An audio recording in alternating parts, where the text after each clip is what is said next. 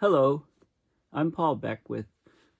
In the last few videos, I've been discussing the Southern Hemisphere, and you can't discuss the Southern Hemisphere without discussing the Southern Hemisphere oceans because they occupy so much space down there. And that led me to discussing, New Zealand and the recent tropical cyclone that hit New Zealand and caused the worst damages in a century.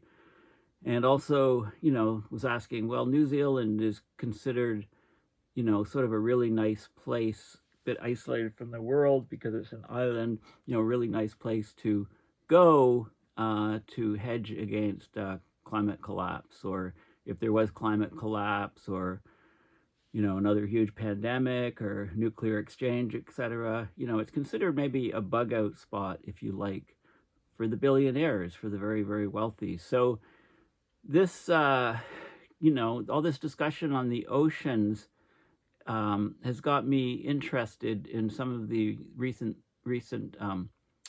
things that have been happening with the ocean, and there's some connection to climate, because I'll try to look at some of the other ideas that some people are thinking about for trying to hedge their geographic location against abrupt climate system change, and other things. So let me get right into the video here.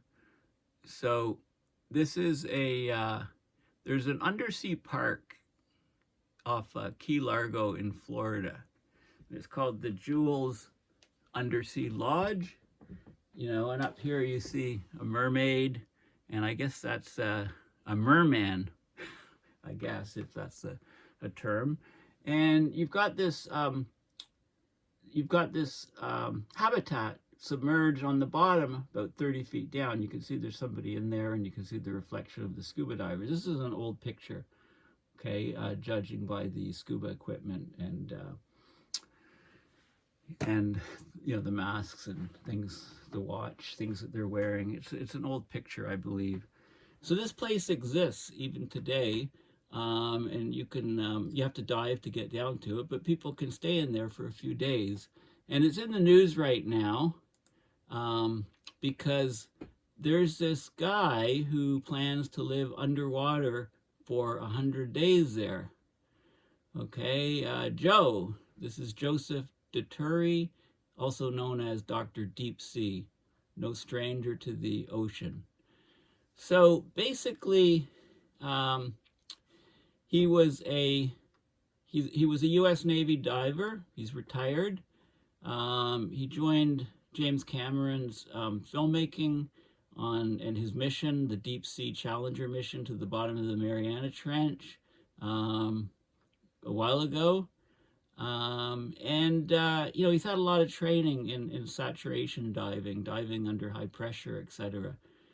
So so March 2nd was day 2. He's planning to stay at this under the sea. The depth is about 20 to 30 feet. It's in a lagoon in Key Largo, Florida, and he's going to stay there for 100 days. You can follow him on the web. You can follow him on Twitter. He does interviews with radio stations, etc. Part of his mandate is to educate people on living underwater habitats, and also how pressure under the water affects the human body. Also, he's most interested in trying to analyze, do research on marine life down there in order to try to look at some of the molecules that are within the marine life that can possibly be used for solving medical problems that humans have. If we find some molecule, then we could synthesize it. And so anyway, he's doing biomedical research on some life down there, but also on himself. Okay, so you could watch some of his videos and so on, where he talks about what he's doing. But he's getting there's a Project Neptune 100 quest, like 100 days, So he's going to get visits from local school children on field trips. You know, that he's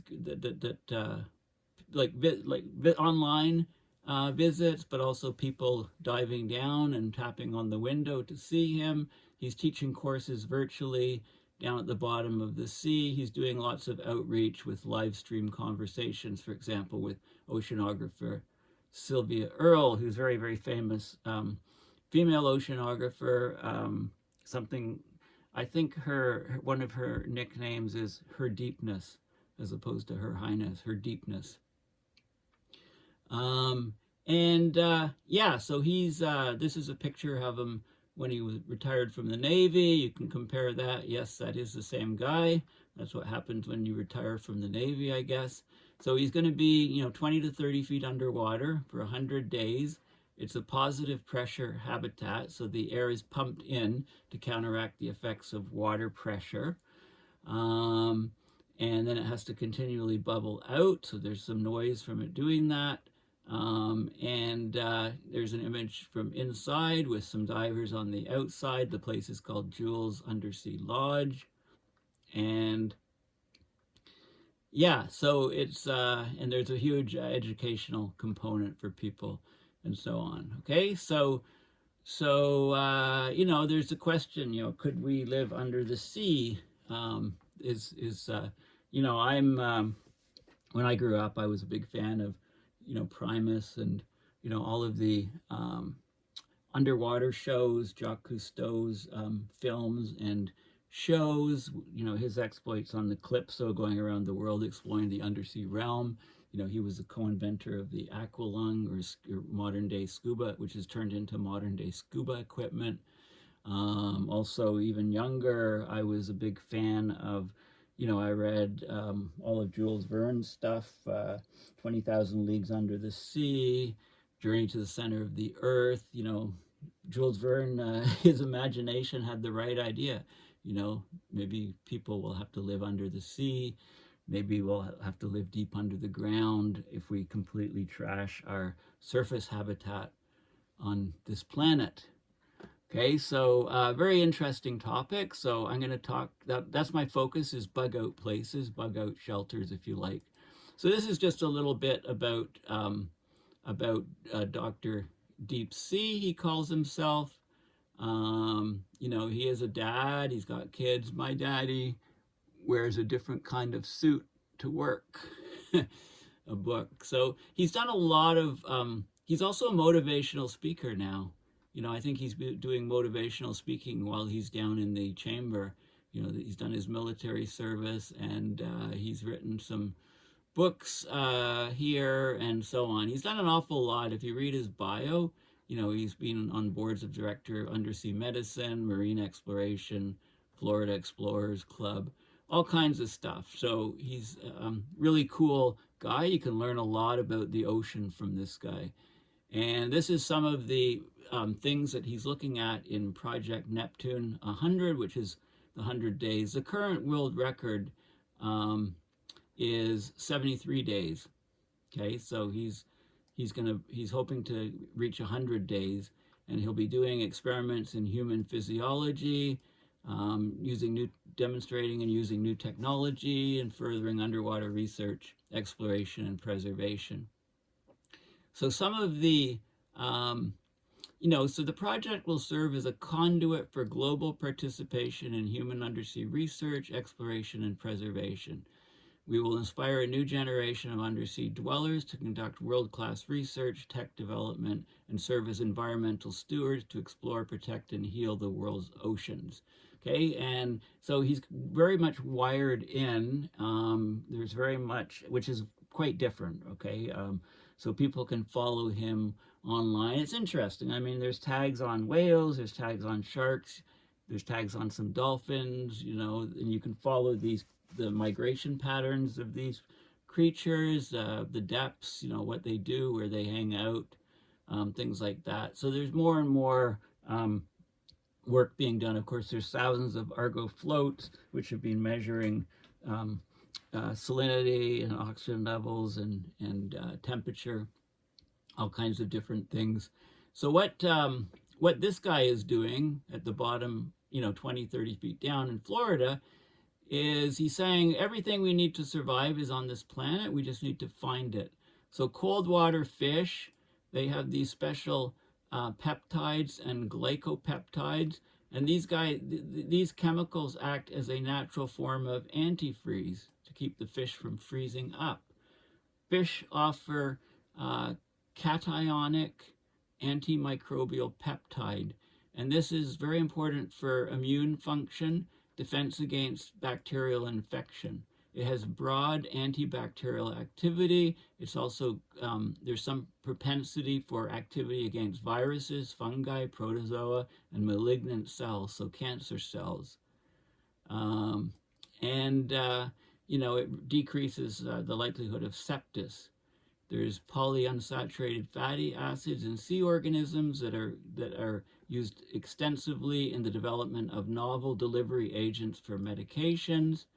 There's barnacles. They use this protein which binds tightly to slippery surfaces like metal, plastic, bone, skin, and skin. So there's promise with these chemicals in the development of new forms of surgical adhesives and to replace, say, stitches, bandages, things like that. Of course, a space analog, from the underwater environment, they've used it often. NASA has used the underwater environment often as an analog for what they would do in space, working out problems underwater to inform and troubleshoot on space voyages. Anti-cancer properties, okay? There's the Caribbean sea squirt, for example. There's various anti-tumor agents in it. And things that so it can help in the fight against cancer. Bryozoan, aquatic invertebrates, they have chemicals that can protect bone marrow from lethal doses of radiation, stimulate the immune system to respond to malignancies like cancer. Okay, so there's all kinds of biomedical research being done. This is not just a 100-day joyride, if you like, or sit, for this guy. And what else do I have here? Yeah, so that's it's the same one here, so I don't need that. Okay, so this is the Key Largo Undersea Park, which is where the lodge is, and actually people can dive down there and see the habitat. And of course you can't stay there now, this guy's inside. Other times of the year you can actually book and stay there. So it's like an underwater hotel, if you like. Now, how far, I have to, if I'm talking about underwater habitats and ways to get off the surface of the earth, well, James Cameron, the filmmaker, in 2013, he descended to the bottom of the Mariana Trench. This is the deepest part of the ocean. Okay, so here's his device. It was vertical, so you'd be standing up in this thing basically. There was a winch that was hoisting it. It's called the Deep Sea Challenger, and James Cameron helped design it. And he went down in this device 7 miles below the water surface into the Mariana Trench. It's the deepest spot in Earth's oceans. So it's 24 foot long, the vehicle, like a long green torpedo that moves vertically through the water.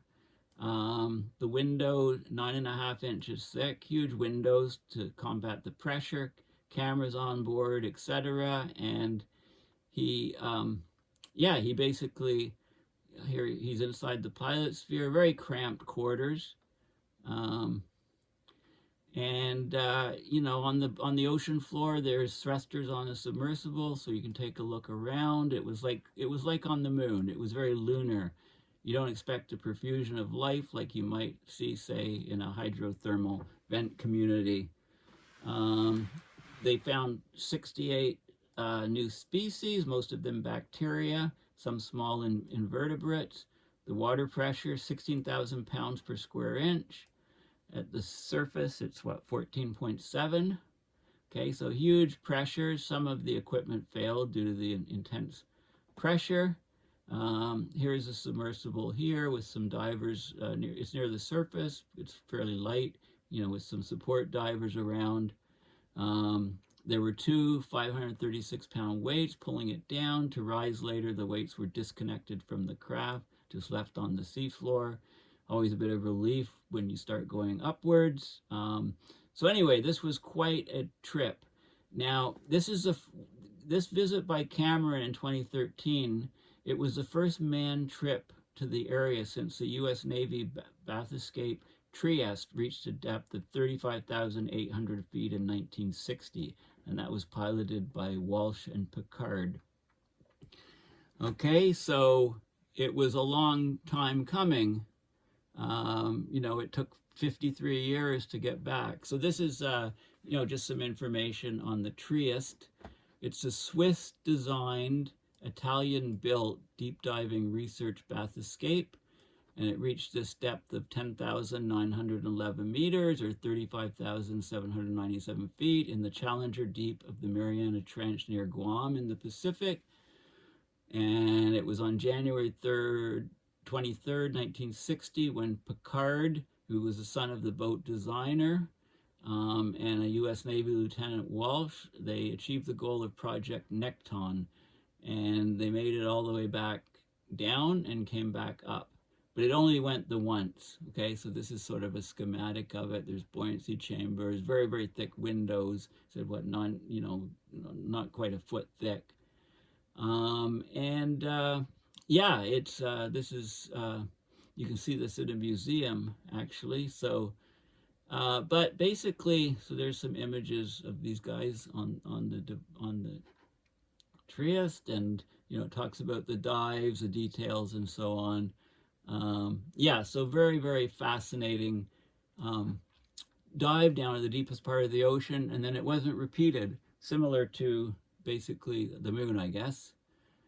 Now, this undersea lodge that is being occupied right now for 100 days, there's a very interesting wiki page on it. So it's the only underwater hotel in the United States. It's 30 feet deep, 9 meters, and guests have to scuba dive to get to their rooms. The hotel's at the bottom of the Emerald Lagoon. It was opened in 1986, and of course the name comes from Jules Verne, author of 20,000 Leagues Under the Sea, which was, awesome book. If you didn't read that as a kid, you should read it now. Really, so you need to have scuba certification because the entrance to the front door is 21 feet or 6.4 meters under the water.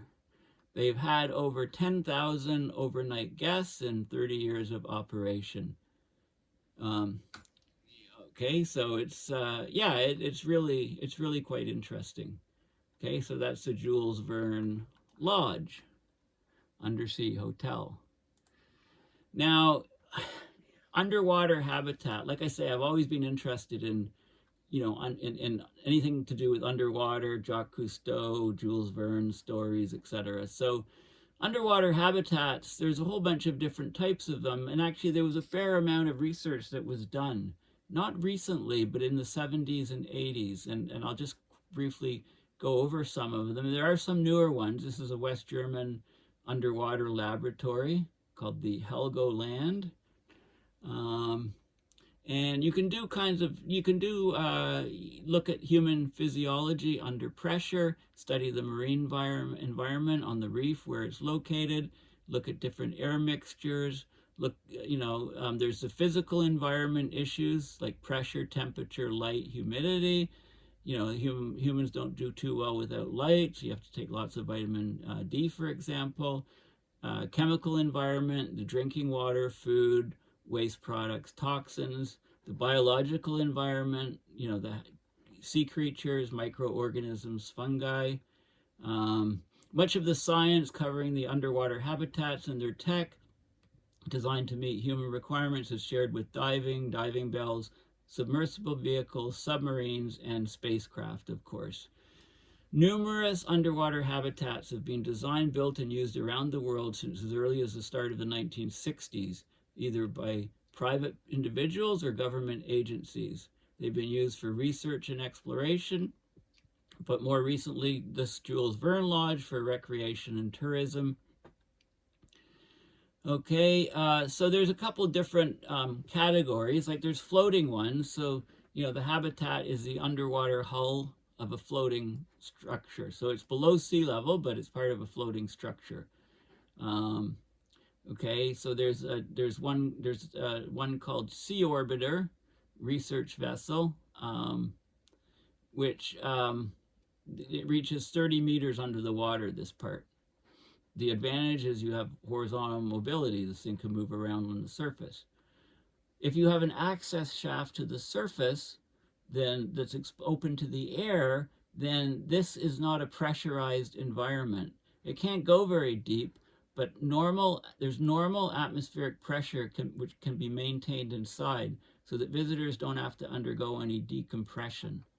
It's generally used inshore, such as the underwater restaurant Aitha in the Maldives, or the Red Sea Star in Israel. So it's like underwater restaurants. Could be like this with a hatch open here. Semi-autonomous. They're completely submerged, but there's an umbilical for energy, like electricity, breathing gas through this umbilical. And then you can have fully autonomous, where it's got its own energy on board, batteries, its own gases. It can maneuver, at least in the vertical direction. So there's Conshelf 3 and Bentos are a couple examples. So those are the sort of things. Now, the pressure modes, there's two fundamental modes. If this whole thing is submerged and closed to the sea by hatches with internal air pressure less than ambient pressure, so you could be 30 feet underwater and the ambient pressure would be 2 atmospheres, but there could be only 1 atmosphere inside this device, but you can't get in and out without an airlock, and you might need decompression if you enter the habitat after a dive, because you're going through higher pressure before you go into the low pressure again.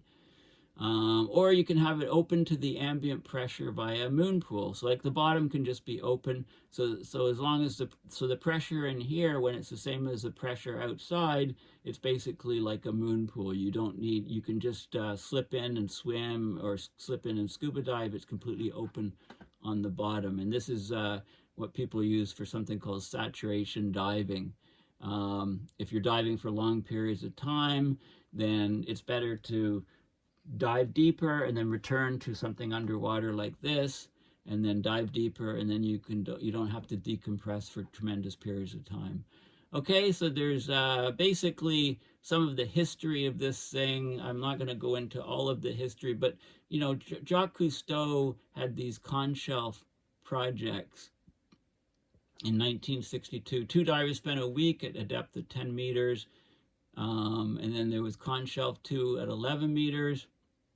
They were there for a month, and they stayed at 25 meters for 2 weeks. And there's so the Man in the Sea projects and the Conshelf. So here's some of the historical underwater habitat. So here's Man in the Sea, 1962, sort of a diving cylinder. September 6, 1962, the first aquanaut as opposed to astronaut. He spent 24 hours and 50 minutes at a depth of 61 meters or 200 feet in a steel cylinder doing several excursions. And then in June 6, 1964, there were 2 guys spent 49 hours at a depth of 126 meters in the Man in the Sea 2 program. Okay, so those were groundbreaking, if you like, or water breaking. And then there's the Conshelf 1, 2, and 3, short for Continental Shelf Station. These are a series of underwater living and research stations undertaken by Jacques Cousteau's team in the 1960s. Okay, so partly funded by the French oil industry. Okay, so there was a plan for 5 of them going to be submerged to deeper and deeper depths, down to 300 meters, 1,000 feet. But, Cousteau was really into this sort of stuff before, but then he switched over to conservation. Most of his life he was doing conservation, not trying to do these sort of things. But anyway, this is like starfish type configuration. This is conch shelf 2, put in the water off Sudan in 1962, it looks like. This is, so starfish, it looks like a starfish. This is conch shelf 3. There's a person there for scale. Conch shelf 1 was the first inhabited underwater conch shelf habitat. It was submerged in 10 meters of water near Marseille, France. 2 people spent 7 days, and then they each spent at least 5 hours a day outside the station. So it would probably have a moon pool, and they just swim out, swim around for 5 hours, come back in. Conch shelf 2 was in 1963. 6 aquanauts or oceanauts, they lived 10 meters down in the Red Sea off Sudan in this starfish-shaped house for 30 days. They were there for 30 days. That's a significant amount of time. And there was a small submarine that attached with it, and so on. A lot of research was being done. Cousteau produced this film, World Without Sun, and it got an Academy Award for Best Documentary. You know, he did a lot of these, he did other movies that got Academy Awards, I believe. Conch shelf 3 was in 1965. 6 divers lived at 102 meters, or 336 feet in the Mediterranean Sea for 3 weeks. Again, significant work. And Cousteau, he wanted to make this station more self-sufficient, severing most ties with the surface. Okay, so but they stopped the work. I mean, he moved more to conservation. If they'd kept going, we'd probably have people living under the sea full time. But it's got analogies, a lot of analogies to the Moon Project. Now, the U.S. government did this Sealab 1, 2, and 3, and I managed to get a book on Sealab, the forgotten work under the sea, because this is the U.S. government, U.S. Navy in the 1960s. They wanted to prove the viability of saturation diving, where you can dive for long, long periods of time, humans living in isolation for extended periods of time. The knowledge gained, you know, helped advance the science of deep sea diving and rescue. Also, a lot of psychological and physiological strain that humans can endure. So, so this is Sealab 1. The 2 was bigger and more complex, and this is Sealab 3 here. And guess who was doing the research work? Mr. Bond, different one. This is him, not James, but George Foot Bond, U.S. Navy physician, leader in undersea and hyperbaric medicine. So decompression chambers for divers that come up and have the bends. And then after, so that's the Sea Labs, and then there was the Tektite 1 and 2, built by General Electric, funded by NASA and the Office of Naval Research and the United States Department of the Interior. So they had 4 aquanauts setting a new world record for saturated diving in 1969. They did 58 days of studies under the water. They needed more than 19 hours of decompression to return to the surface. You know, of course, Tektite is a class of meteorites formed by extremely rapid cooling. Okay, so Tektite 2, 10 missions lasting 10 to 20 days each, 4 scientists and an engineer on each mission. They had the first all-female aquanaut team led by Dr. Sylvia Earle, who I've actually met. She gave a talk in Ottawa a number of years ago. Her deepness. And okay, so, and then there's the Hydro Lab, which was a NOAA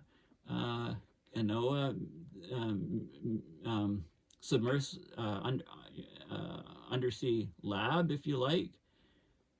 They did 180 Hydro Lab missions, 100 missions in the Bahamas during the early to mid 70s, 80 missions off the U.S. Virgin Islands from 1977 to 1985. These scientific missions were all chronicled in the Hydro Lab Journal. The habitat was decommissioned in 1985, and it's in the Smithsonian. And then there's the Edelhab, Engineering, Design, and Analysis Laboratory Habitat, um, which, basically a cylinder. 4 students spent 48 hours and 6 minutes in Elton Bay, New Hampshire. Okay, University of New Hampshire, they use nitrox as a breathing gas.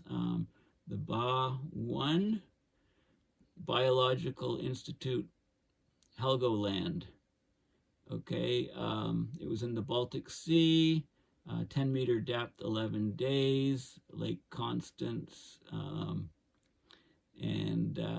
Here's the Helgoland Underwater Laboratory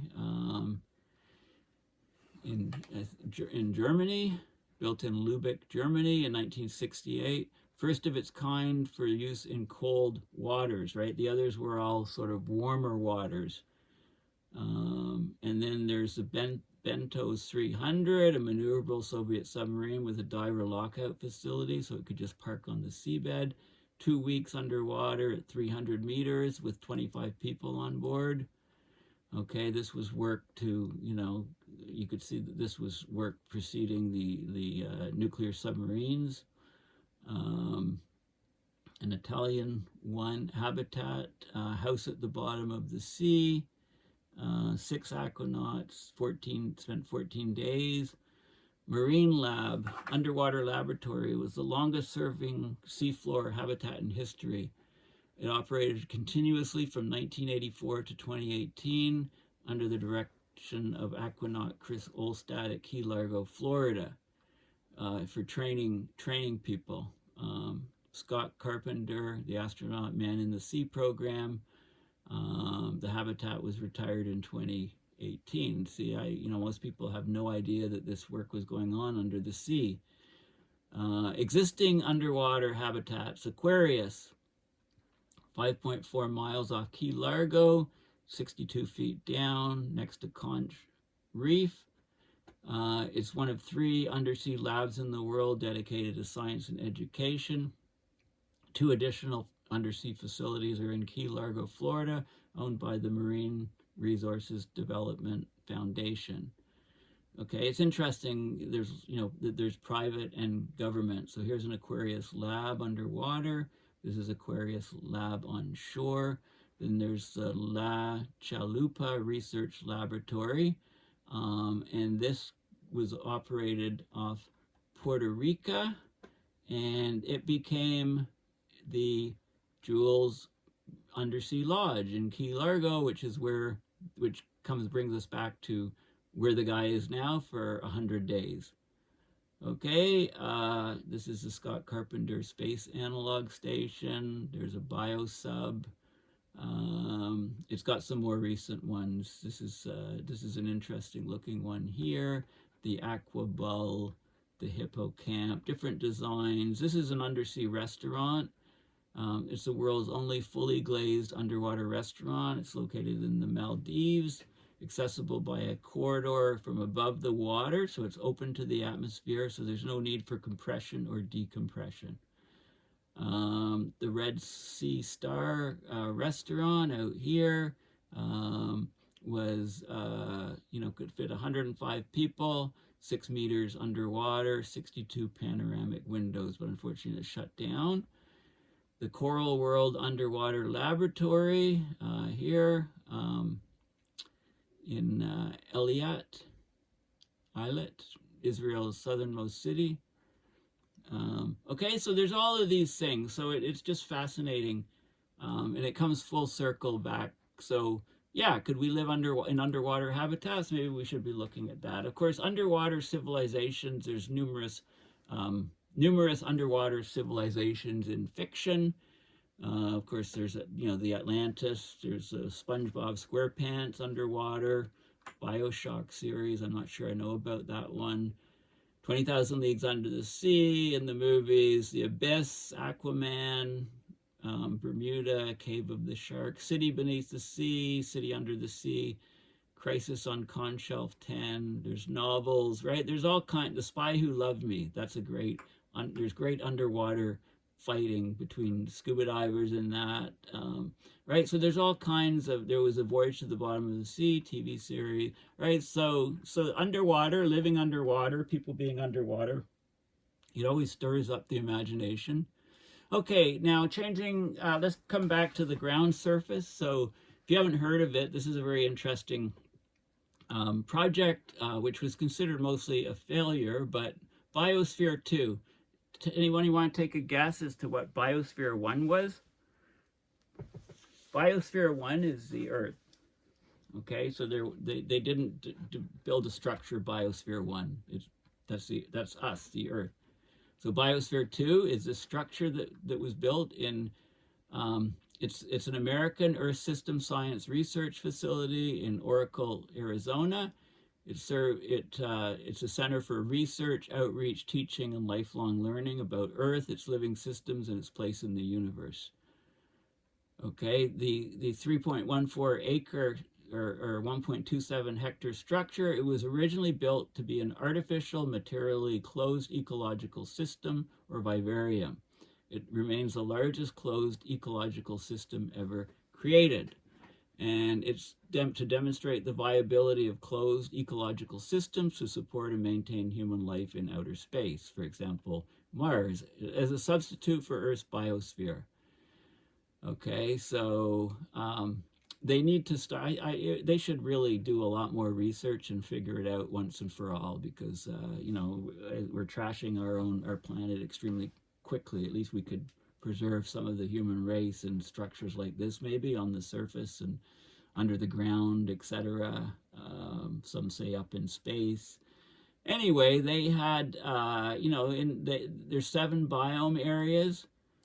They had a 20,000 square foot rainforest, a 9,100 square foot ocean with a coral reef, 450 or 4,800 square foot mangrove wetlands. They had a savanna grassland, a fog desert, and there were 2 anthropogenic biomes, a 27,000 square foot agricultural system, and a human habitat with living spaces, labs, and workshops. And a lot of the infrastructure was below ground. They had heating and cooling water circulating through independent piping, passive solar, and electrical power was supplied from an on-site natural gas energy center. So they burn natural gas to generate electricity to run this thing. They could do it with renewables.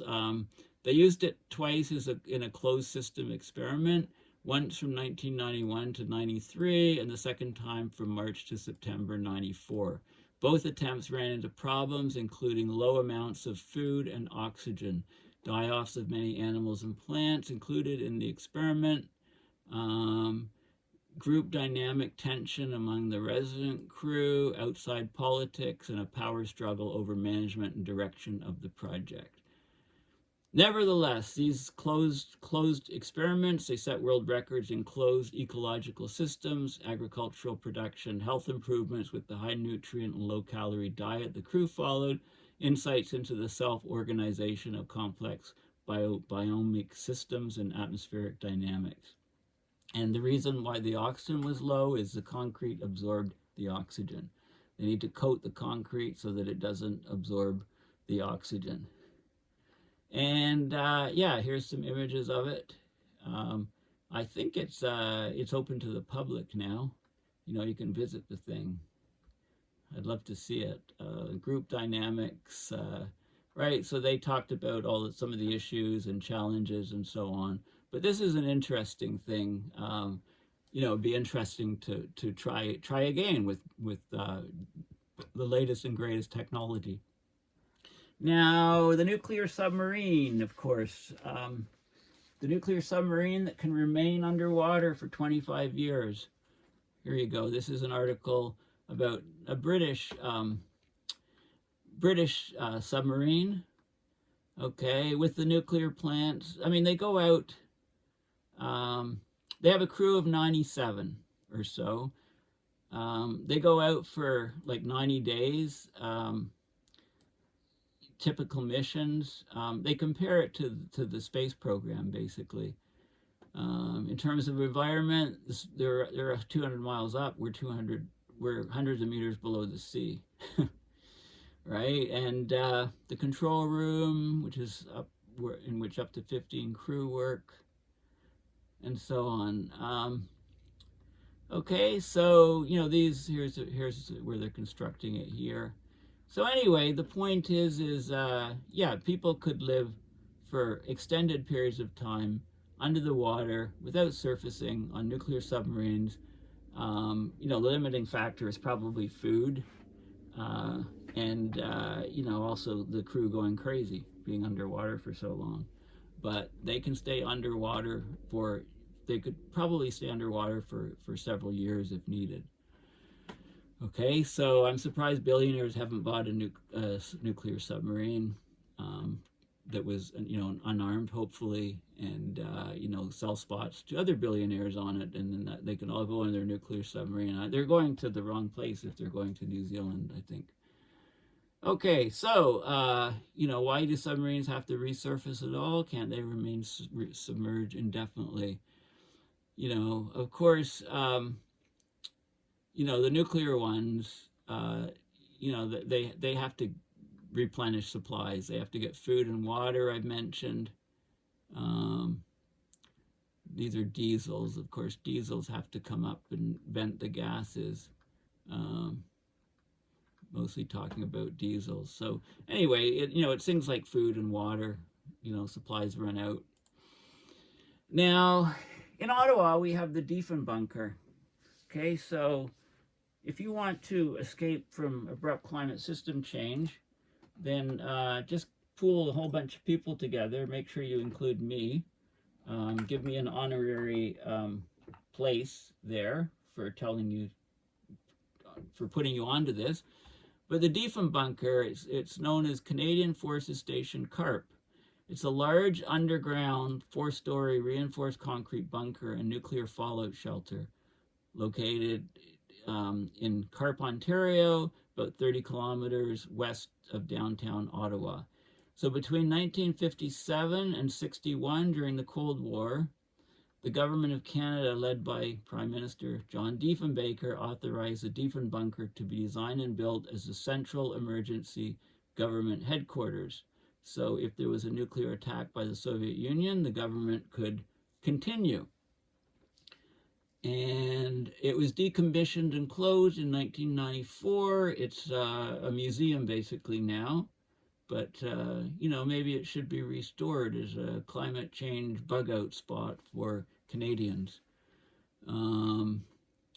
Okay, so it's the structure is a powerful symbol of Canada's response to the Cold War. Designed in the 1950s to withstand all but a direct hit by a nuclear weapon, it was intended to shelter key political and military personnel during a nuclear attack. Okay, they did use it during the Cuban Missile Crisis, or at least they had plans to. Yeah, so here's the blast tunnel entrance. I've been in here lots of times.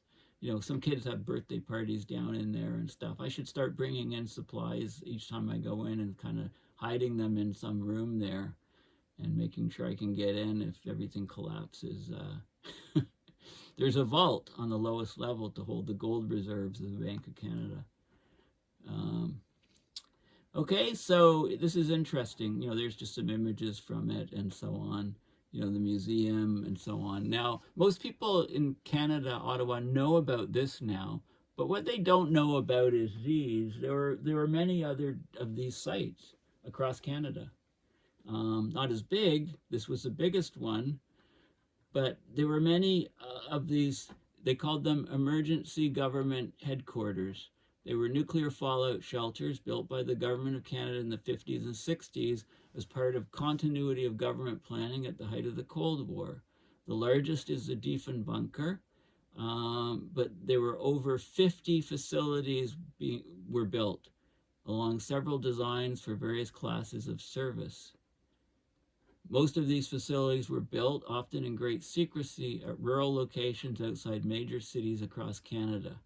The majority of the larger facilities were 2-story underground bunkers, while the largest at CFS Carp had 4 floors. Okay, these facilities were designed to withstand a near miss from a nuclear explosion. Each underground facility had entrances through massive blast doors at the surface, as well as extensive air filters and positive air pressure. So you make the air pressure in the bunker higher than atmospheric, so the air is always going out, so it keeps radiation, air contaminated with radiation from coming in. Underground storage was built for food, fuel, fresh water, and other supplies. So these facilities were capable of supporting several dozen people for a period of several weeks.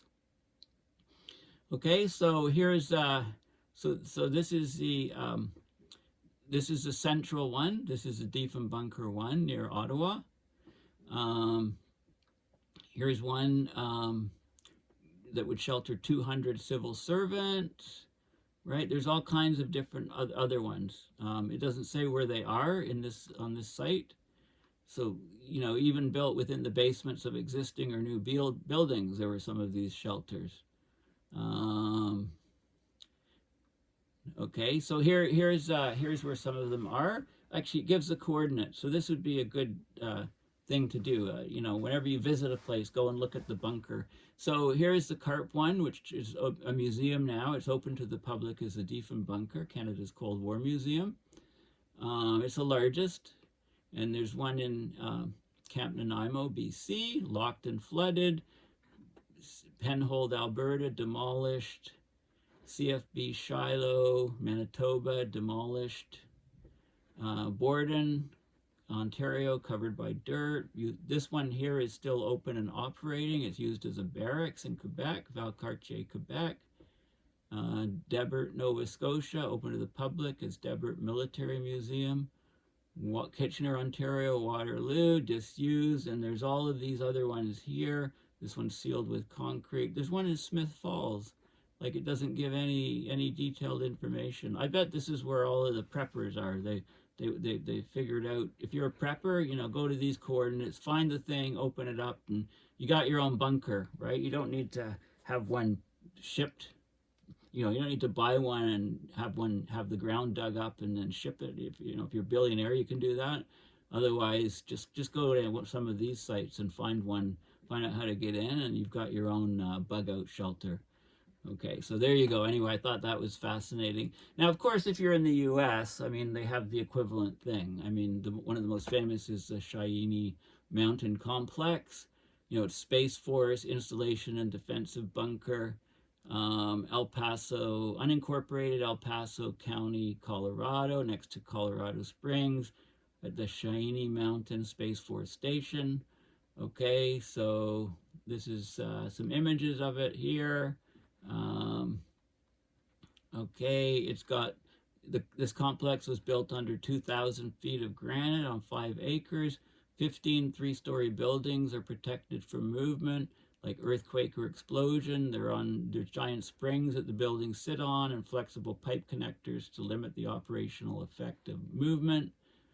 10,000 springs, so there's 15 buildings and they don't shift more than an inch. This complex is the only high-altitude Department of Defense facility certified to be able to sustain an electromagnetic pulse, an EMP pulse. Okay, so it was built in the 60s here. Blast doors can deflect a 30 megaton nuclear explosion as close as 1.2 miles. And you know, here's some tunnels in the mountain. So access tunnel here and here, I guess, side tunnels, you know, main chambers, and, you know, lots of space in there in this complex. Okay, here's some images, 25-ton north blast door. And okay, this is very famous. This is in a bunch of different disaster movies, right? The image of people rushing in here before the meteor strikes or something. Okay, so these are sites that exist. And I'm sure that there's lots of other sites, lots of other different centers in the U.S. as well. Similar to Canada. There's some in Russia, of course. Here's one in Russia. The Great Soviet Encyclopedia describes Kosvinsky rock as mountain massif. And according to an April 1st, 1997 article in the Washington Times, a CIA report claimed that there were construction works for a nuclear survivable strategic command post at Kosvinsky Mountain, designed to resist U.S. earth-penetrating weapons, serves a similar role as the American Cheyenne Mountain complex. It's protected by about 1,000 feet, 300 meters of granite.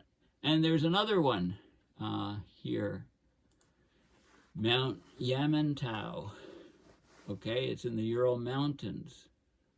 The U.S. claims that it's a secret, extensive bunker complex of the Russian government or Russian armed forces, similar to Cheyenne Mountain. Again, bunker complex claims it's home to a large secret nuclear facility or bunker or both.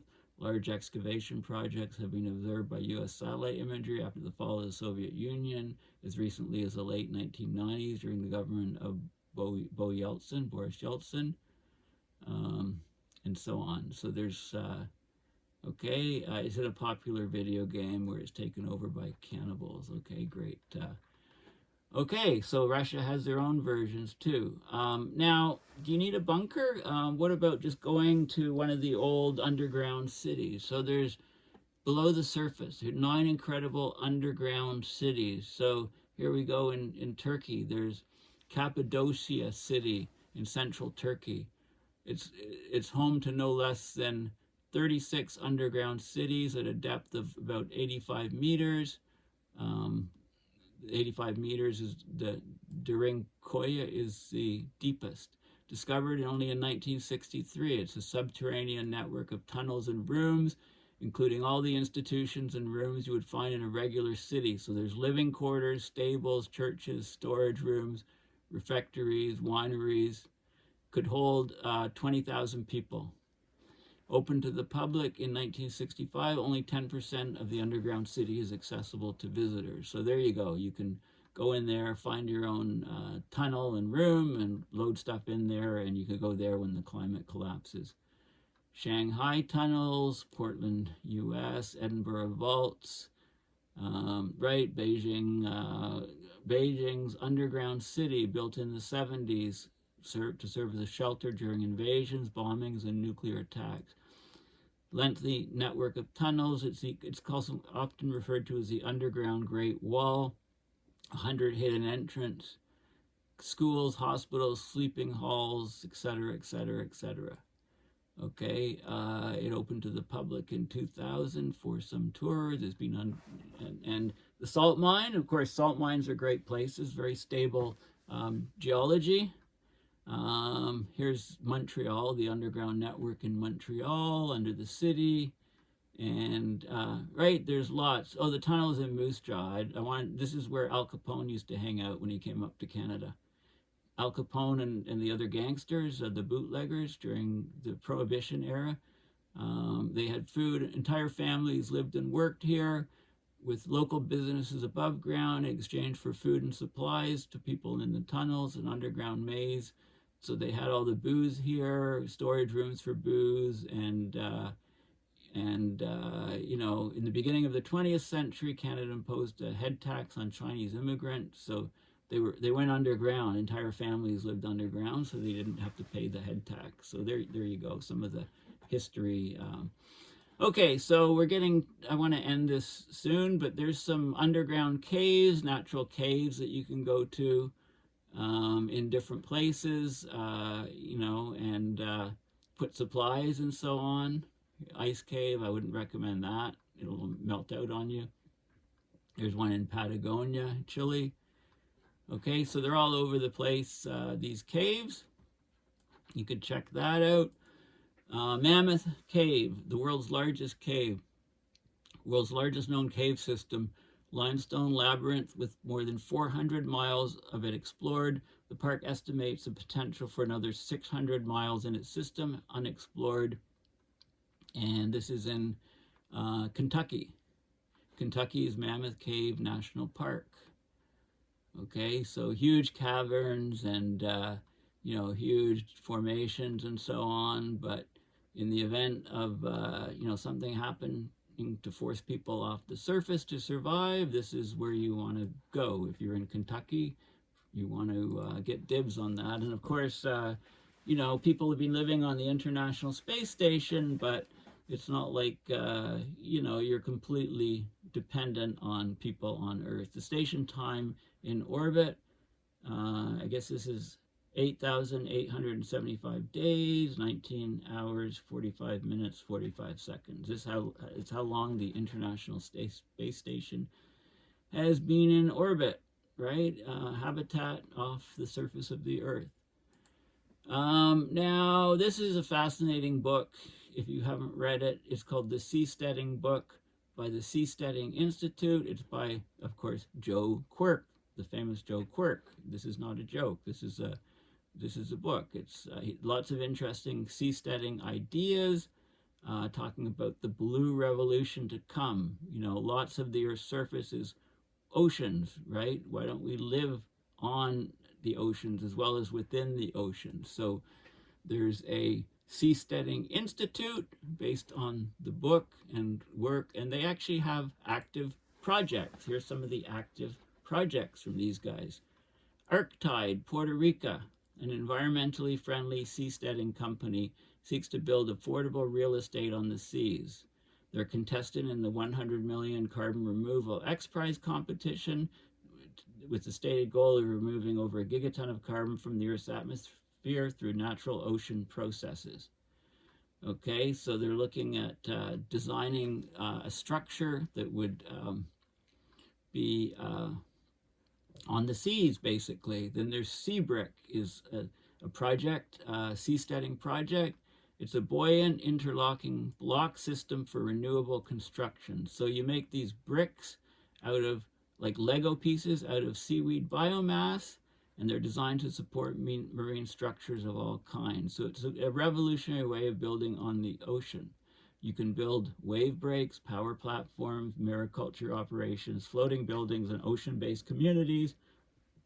Unlike concrete, which is responsible for 9% of global greenhouse gas emissions, Seabrick will sequester carbon and lots of it. So make your building material out of interlocking blocks made of seaweed biomass compressed into these blocks. So interesting idea. Ocean Builders, the first eco-restorative smart home. Looks like separate units here.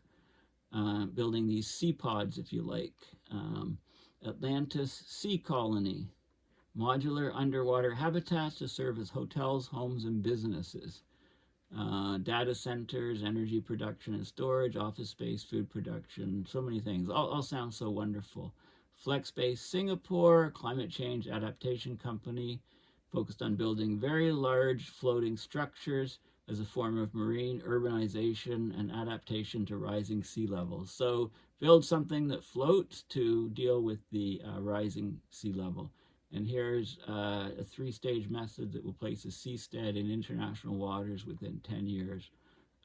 Ethos Island, Atlas Island, right? So there's all of these different ideas. This one's off San Francisco, the Ventive Float House mission, having all of these pods, say, at a marina. Floating structures capable of flourishing at sea permanently, organizing them into floating communities and into independent cities in international waters. So there you go. There's all kinds of these different projects.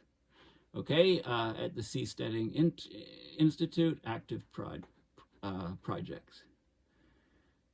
Okay, and of course, you know, Mars, right? You know, SpaceX has a Mars program, as you all know, and we hear an awful lot about this and almost nothing about some of these other projects that I've been talking about, right? Because this has all the sexiness, you know, people want to see, you know, but I think building structures on the ocean, underwater cities, etc., also has a huge draw.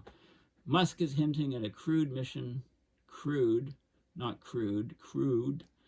to Mars in 2029, but take that with a grain of salt, because in 2011 he said Elon Musk said he would put a man on Mars in 10 years. More than a decade later, the internet now wants answers, right? So 2029 is what they're saying now. Anyway, this is all very, very interesting and fascinating stuff. Thanks for listening. Please consider donating to my PayPal account at my website, paulbeckwith.net, to support my research and videos. So, New Zealand, sorry, I'm not sure you're the best place. I think I'd rather live in one of these habitats under the ocean for a while if all caca hit the fan from abrupt climate system change or something else. Okay, thanks again for listening, and bye for now.